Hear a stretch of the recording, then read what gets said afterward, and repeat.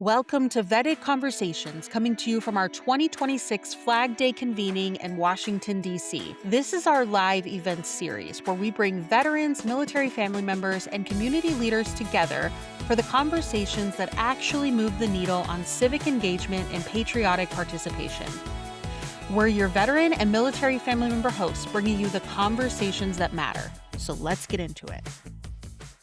We just heard some pretty personal stuff about how veterans can take care of each other, can continue their service, and reach out on an individual level, support each other, empower each other. This past year, 2025, we the veterans published the Veteran Civic Health Index. And many people, I had never heard of a civic health index.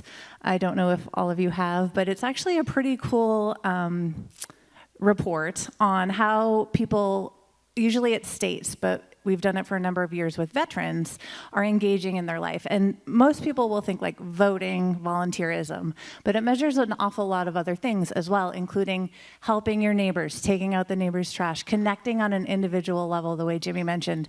My favorite statistic from 2025 was veterans are something like 33% more likely to have a political conversation with friends and family. So I think it indicates we're doing a really nice job of modeling for America what being a civically engaged American is. We have these guests who I will introduce momentarily to talk about what corporate America and what nonprofit and government are doing to empower this population of people who are so inclined to serve. So I will introduce first Guy Kiyokawa. He received his U.S. Senate confirmation and was sworn in. I'll start with his current position. Vice President at Leidos, who handles the Department of Defense and military health system accounts. Previously, he received his U.S. Senate confirmation and was sworn in on November 4th, 2021 as the Assistant Secretary for Enterprise Integration in the Department of Veterans Affairs, and he served until 2025. From April until September 2023, he stepped in as the acting deputy secretary, and prior to that, he began his career in the Army as a medevac pilot and processed to serve on 29 years as an active duty medical service corps officer, focusing on health, facility construction, and hospital administration. 29 years, we got that right? 29 years in the Army? Okay, and then went right into government. So following his retirement from active duty, he joined the senior executive service and served as deputy director of the Defense Health Agency. He graduated from University of Southern California with a bachelor's degree in civil engineering and Baylor with a master's in health administration. So a long career of public service. It means I'm old. Yeah, we don't have to go there. And then we also have Leo Marin, who is the co-founder of Beneath the Service and the Leadership Supply Company, where he works with organizations to move beyond leadership theory and into the practical mechanisms of how teams actually function under pressure. And I can say, as he has facilitated an on-site with our We the Veterans team, and he's very good at what he does. His perspective is shaped by leading his perspective is shaped by leading in high-stakes environments across very different worlds. He served as a U.S. Army Ranger and infantry officer in Iraq, and later transitioned to Google, where he led multicultural advertising sales and was the head of leadership strategy. We brought these guests here today because their experience ranges from, of course, starting in the service, but then going into government, then going into corporate. And Leo went from service to corporate and now nonprofit. And that's the heart of what we were trying to get at with the Veteran Civic Health Index, is how can we motivate these industries to not just kind of pay lip service to veterans and use veterans as a talking point when they talk about how their organizations are plugging in, but like, what are you actually doing? So I will start with Guy. And so moving from awareness to action, what does meaningful action actually look like? And where does Leidos, I'll put you on the spot, stand at the moment? Yeah, so, thanks for the introduction, but I've really only been at Leidos for like 14 months, right? So learned a lot, though. You always, when you're in the government for a long time, you always think about what it's like to get out. I don't know, I always got worried about that phrase, to get out, like I was being held in, But a lot of I people. mean, you refer kind to of were that, probably, right? That's right. You got out, right? Okay. Actually, I really stayed in because of the opportunities. And I think for those who don't know what Leidos is an innovation company, primarily in the defense sector, but also transportation security. I kind of joke with my kids. I said, if you think of going to the airport and going through security, what is this? Right? If you look up, it says Leidos. So we actually create those the machines. I actually had somebody come up to me and say, "Did you guys pay for that advertisement space?" I'm like, yeah, good I'd be try. surprised if the That's right. TSA took a sponsorship That's right. here and there. That's right. But and also health innovation, and that's the area that I'm in. But to answer the question, some of the things that we are focused on is really to provide opportunity. And I liked what Jimmy said about, when you come out of the military, there's a couple of things that you mentioned that are kind of missing, right? It's the feeling of purpose, right? And belonging to something, right? Belonging to something bigger. And I think any company, and we'll hear about other companies, when you can be part of a team and you have that sense of purpose, then it kind of starts to feel like the environment that you're in. So I think at Leidos, there's a lot of focus on how we recruit people, how we retain people, and then just the business. We think that a lot of veterans can relate to the customer that we're talking to in the government because you were once there.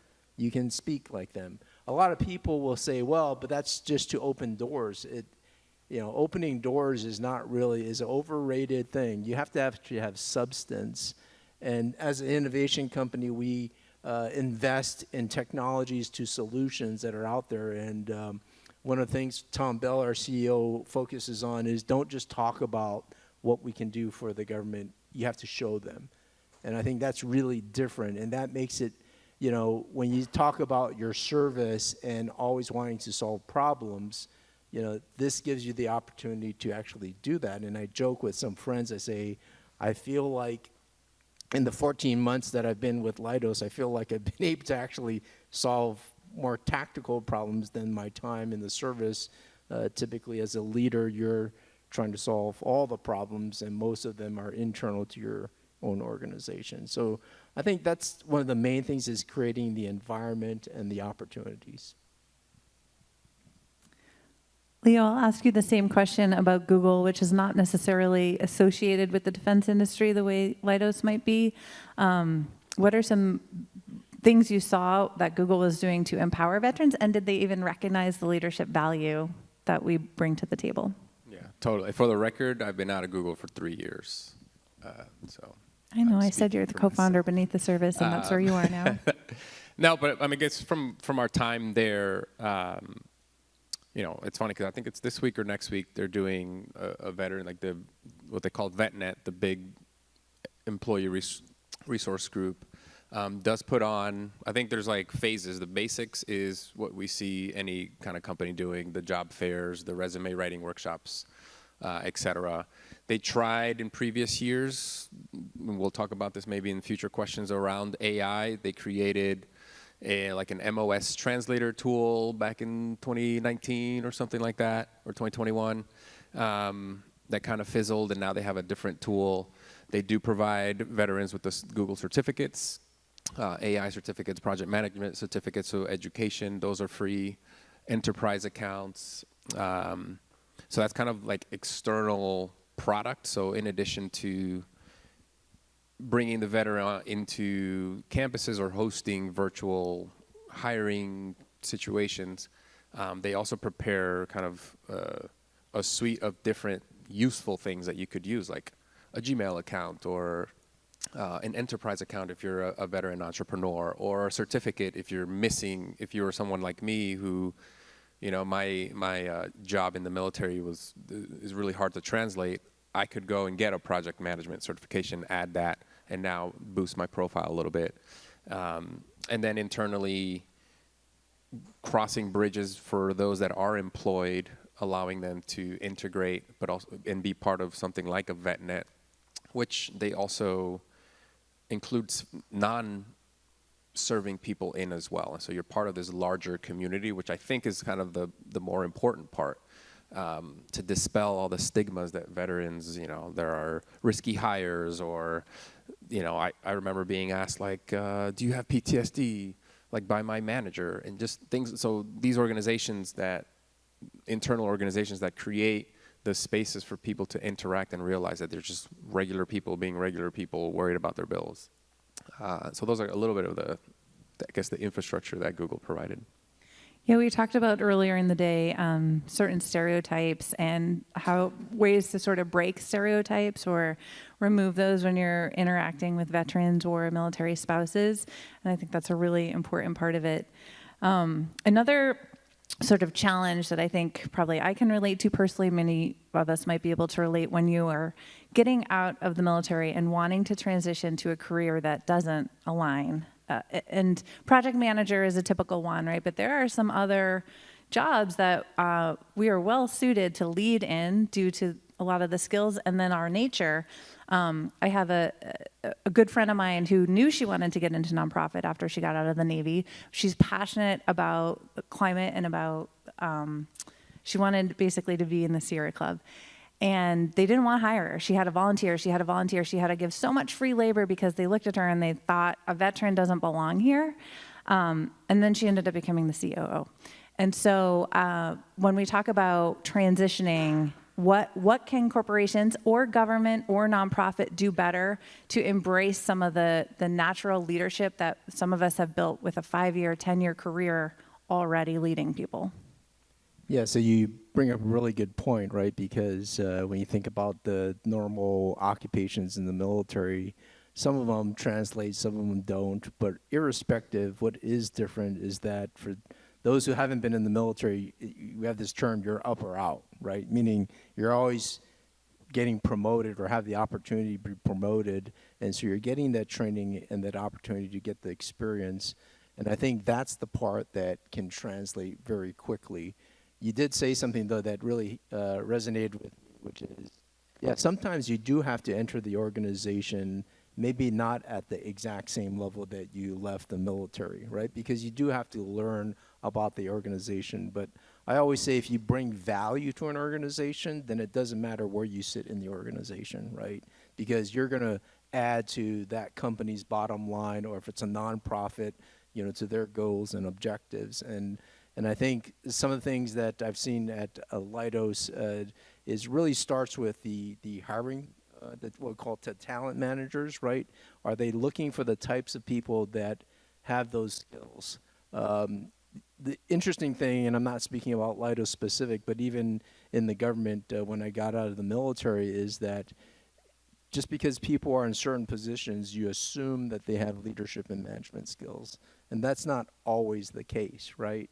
And so there's no standard for that. So as I always mentor people, practice learning how to manage up too, right? How do you make your boss successful? And I think that's something a military member can do, a veteran can do, is help the people alongside of them manage up because you do have those skill sets. Now, the other thing that you have to realize is that what worked in the military may or may not work in the environment that you're in, but I think that's one of the leadership skills that we do develop is what works in what situation and be able to apply it, and then quite frankly keep an open mind so that you continue to learn. I mean, you read my resume, which I said, I joked that I'm kind of old, but I always kind of look at it as I always have something to learn, even though I think that I might know things.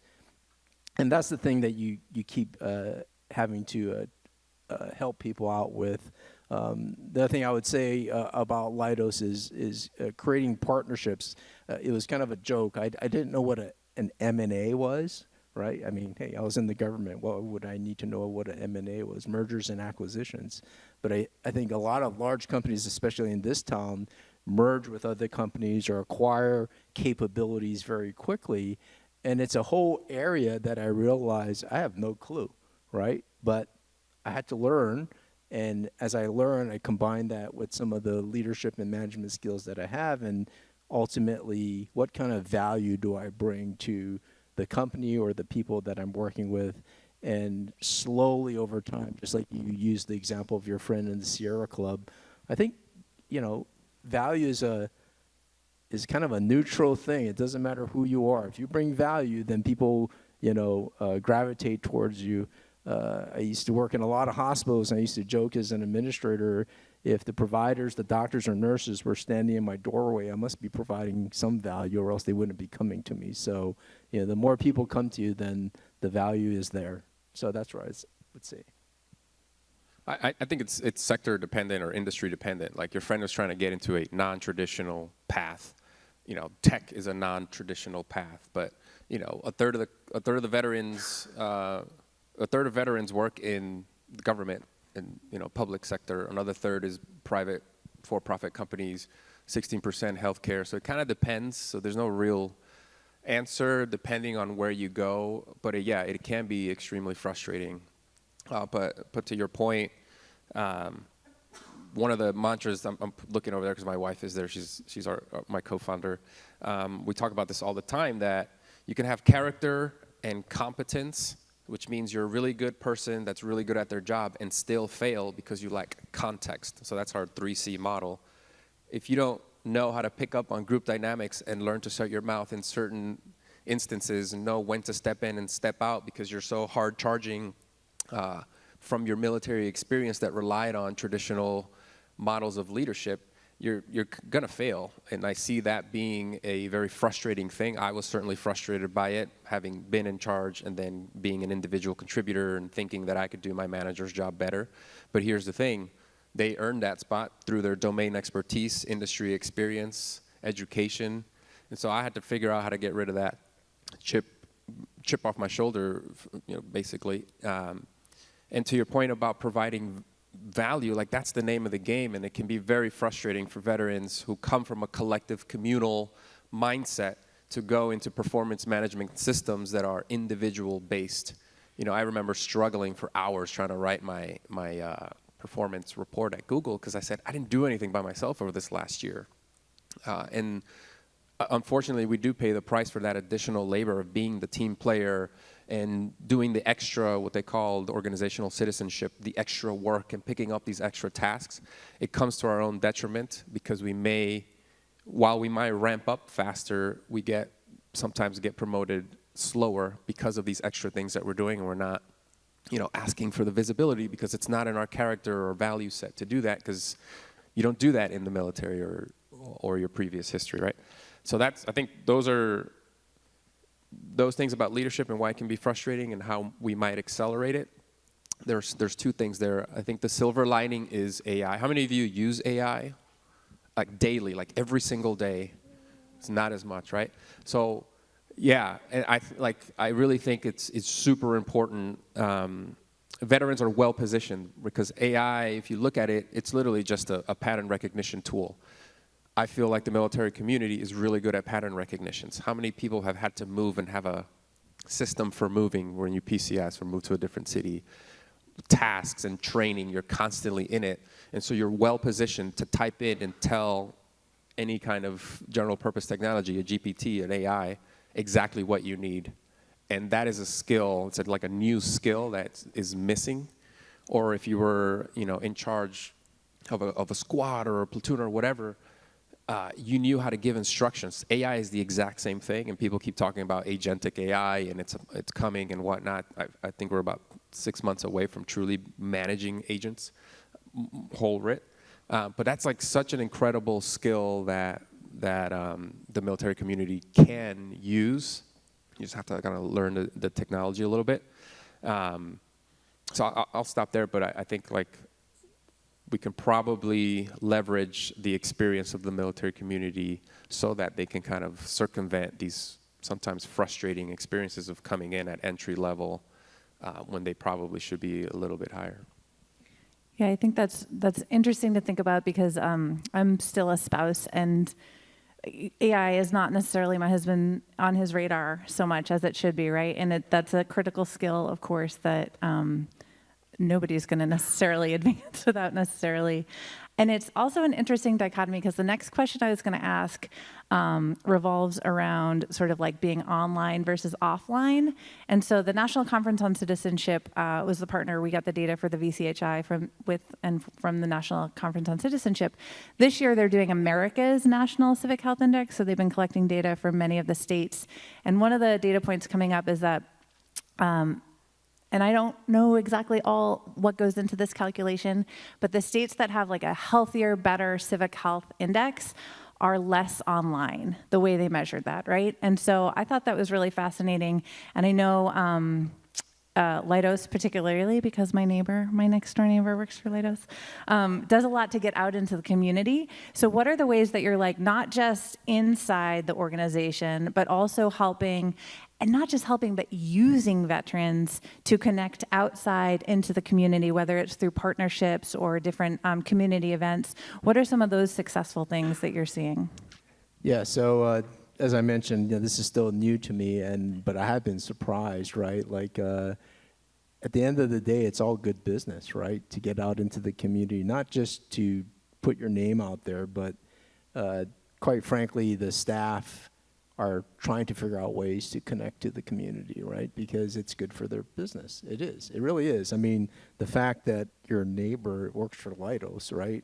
I mean, it's about the community. I mean, I walk in the door here and I know two people that I worked with at the VA, and I'm like, oh my God, right? It's like, but you have to be able to get out there, and you have to get your employees out there because it's the only way for them to connect with their different communities. And quite frankly, as I said, it's good for business to make those connections. And this is just kind of really weird for me because everywhere I go, I don't think of myself as knowing very many people, but I keep bumping into a whole bunch of people. And I can only imagine that it's no different for other veterans that get out there into the community, even in the DMV, which is a large metropolitan area. It's crazy how many people you end up bumping into, and it's not just because of your military service, it could be through your kids. So the question becomes, how do you get your employees out into the community? And I think what Leidos does is partners with some of those nonprofits like We the Veterans, but also the USO. We have a big partnership with the Elizabeth Dole Foundation. I really like it because the Elizabeth Dole Foundation focuses on caregivers. And when we were at the VA, that was a huge thing. It was about caregivers for veterans. For those who don't really understand what that means, is think about every one of your parents or your grandparents, right? This is a big national problem. We're not talking about health care. We're talking about assistance with living, right? Just think about that. Everybody's got a story. And what the VA has done over many years is develop a caregiver program. But what the Elizabeth Dole Foundation is doing is saying, how do we focus more on those caregivers and support those caregivers? And I think Leidos has jumped into that fray because in the health services area that we are focused on, we're trying to figure out how to help both the Department of the War and the VA support not only the service members and veterans, but their spouses and their families, right? That's something else I didn't even mention or talk about. You're a military spouse. And one of the things that we focus on is employing military spouses. In fact, it's kind of weird that, there's only 13 executives in our leadership, and of those 13, 2 are military spouses. I'm like, how did you provide that value over so many years while you kept moving around? Well, it was a company that had to provide that environment that allowed that to happen and provide those opportunities that I was just mentioning. Yeah, absolutely. And Leo, I know you work with a lot of different nonprofits through your Beneath the Service hat. And what are some of the most successful ways that you work with orgs to sort of use the community investment to boost that leadership within the orgs? Yeah, totally. So this is timely. We are launching our cohort of women. We have a national women veterans leadership program literally launching on Friday. So we're white knuckling this. And this is our second year as a nonprofit doing this. And what we noticed about this current cohort, and we saw this again last year, we have 40 women flying from all across the United States, all expenses paid. That's what our nonprofit does to provide world-class leadership development for these women veterans. And we asked them as part of their pre-work, tell us any organizational affiliations, community service, volunteerism that you're a part of outside of your job. 40 women accounted for 158 different organizations that they volunteer with, in addition to being parents, in addition to being good, high-quality workers, which is remarkable. So on average, 3.5 organizations that they volunteered with, like they're making more than 24 hours in a day. And so I found that to be remarkable, and that's a story that needs to be told because they're the ones raising their hands to do a lot of that bulk work. And I know many nonprofits, or especially in the VSO space, see that among their women cohorts or their women participants and volunteers. So I think that's a story that needs to be told more about the value that you have in some of these folks that raise their hands and join your programs. That said, one of our philosophies is to invest in these people. We call it, like your iPhone gives you, the little blue dot to update your software. We feel like part of our job is to help veterans update their leadership software. And so we're researchers, we're up to date on the latest when it comes to leadership development and models for the future and how to lead in organizations in this age of AI. And so we bring veterans in to talk about that and how that mixes with their identity.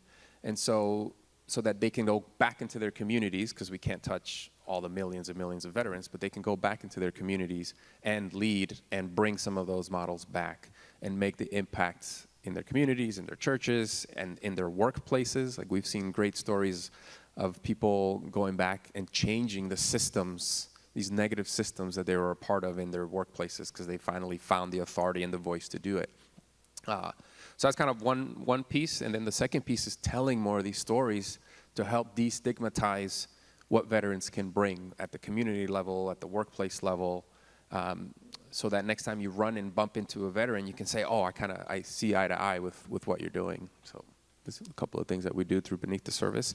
I'll take the time too. We're actually doing a campaign, You Can Help Us. On Friday, we're launching this thing called The Good Life, where we're asking people, it's on our website, if you go to beneaththeservice.org, it says The Good Life, where we ask people, what is a good life?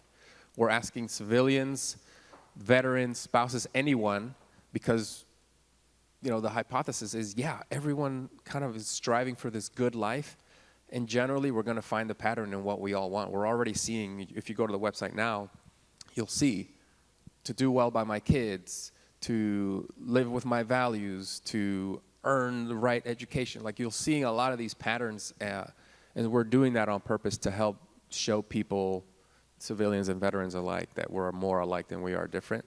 And so we've got to bring folks together a little bit more. Everybody check out that website. Yeah, check it out.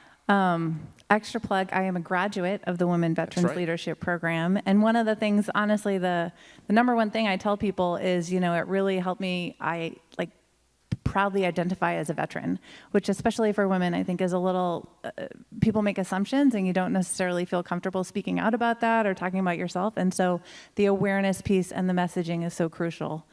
We're almost out of time, but one last question. If you could tell every CEO in America one concrete thing that they could do to help create better opportunities, not just for veterans, but for military spouses, thank you for that point, Guy, what would it be? So when you sent me that question, I really thought about it because there's so many different things, but if it would be one thing, and hopefully it's going to be a little bit surprising. I think that in the military, we're really risk averse, right? When you think about operations, it's about risk management, and we're always trying to figure out how to reduce the risk in our operations. You come to the corporate world, and actually you have to take risk, right? Now, what's really cool is not everybody knows how to manage that risk and figure out how to manage the mitigation of that risk, but at the same time, we tend to be really risk averse. And I'm having to push myself to really step out there and take a chance. And I think when you think about business, I mean, you're starting your own business. You and your wife probably have taken more risks than you ever thought you would, and it's that whole feeling that if you're continuously feeling uncomfortable, then you're probably doing something right? Because if you're comfortable, then that means you're doing the same thing over and over again. So I would say, encourage the veterans to take risk. And when they fail, it's okay because they're learning. I mean, that's just good leadership management. So that would be my one thing. I think the one thing I would say, the headline is change your structures. And what I mean by that is, this is some of the research that we're doing, is in this age where people can do stuff in record time, there are still human structures that prevent productivity from happening. So I sit with a lot of leaders, executives, where they have people that complete reports because they use artificial intelligence in hours, but it takes 6 weeks to coordinate schedules so they can talk about the thing, right? The organizational org chart was invented in 1854 to control railroads, and in 2026 we still use org charts.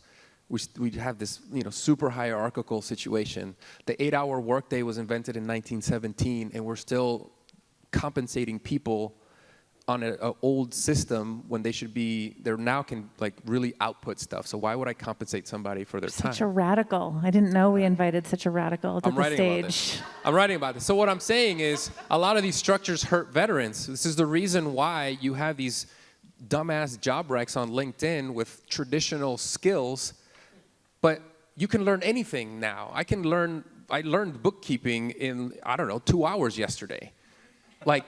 So why are you trying to hire, somebody with that requisite domain expertise anymore? I think a veteran has learning agility, strategic thinking, ability to partner with other folks. That is the ideal candidate, and yet we're sticking to these old traditional models of hiring people. And so the headline back again is change your structures, because you're sitting on a gold mine of talent, but you're old. I take the Amtrak a lot. They have these next-gen trains, if anybody has taken them. They can go 160 miles an hour, and they launched them in August of last year, and they have to slow down to 20 miles an hour because the infrastructure is so damn old, so you only save 15 minutes from New York to DC. It's the same thing with organizations. We have the high-speed train and AI and these old-ass infrastructure, human decision-making models, hierarchical structures that prevent people from truly innovating. And so I feel like we're our own enemy when it comes to this, and veterans are paying the price because they're not getting hired by these folks. So there it is.